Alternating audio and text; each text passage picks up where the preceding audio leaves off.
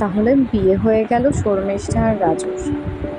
এবার বিয়ের পর রাজু শর্মিষ্ঠাকে নিয়ে তার বাড়িতে এলো। রাজুর বাবা মা শর্মিষ্ঠাকে মহা আনন্দে বরণ করে ঘরে তুলল।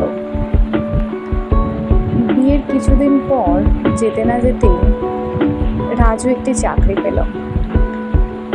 আবার তারও কিছুদিন পর সে গাড়ি কিনল। দুজনের সব স্বপ্ন সত্যি হলো। অন্যদিকে রাজুর বাবা মাও শর্মিষ্ঠাকে খুব যত্ন করে, খুব ভালোবাসে, কিন্তু শর্মিষ্ঠার বাবা মার এখনো মান ভাঙেনি। এইভাবে বছর তিনেক পর যাওয়ার পর শর্মিষ্ঠার একটি কন্যা সন্তান হলো। তাকে ঘিরে তার বাড়ির লোকের আনন্দের সীমা নেই। রাজু তো ভীষণ খুশি। রাজুর বাবা মা রাজুর থেকে আরও বেশি খুশি। এই ছোট্ট মেয়েটিকে নিয়ে হই হই করেই দিন কাটছিল। হঠাৎ একদিন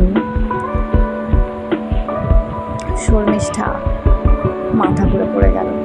তখন তার মেয়ের বয়স 1.5 বছর। শর্মিষ্ঠাকে হাসপাতালে ভর্তি করা হলো। সমস্ত কিছুর পর জানা গেল শর্মিষ্ঠার মারণ রোগ হয়েছে। রাজু তো এই কথা শুনে অজ্ঞান, তারই জ্ঞান ফেরে না। জ্ঞান ফেরার পর রাজুর পাগল পাগল অবস্থা।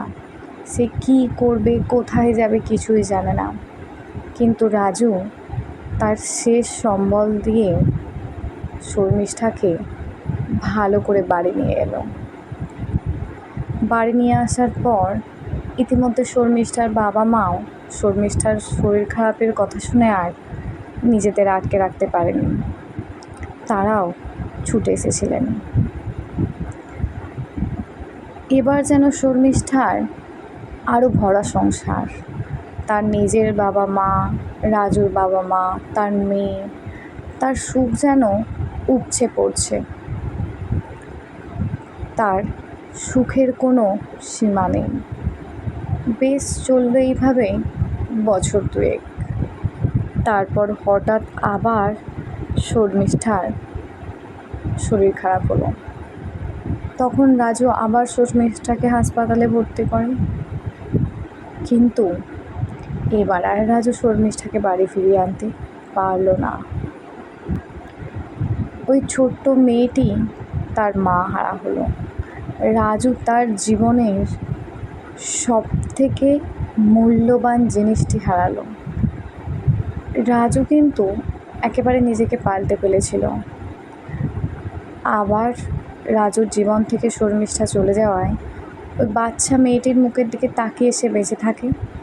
বেঁচে থাকলেও সেটা প্রায় মৃত্যু সমান। সে আবার মদ খেতে শুরু করে। সে আবার নিজেকে ধ্বংসের পথে নিয়ে যাচ্ছে।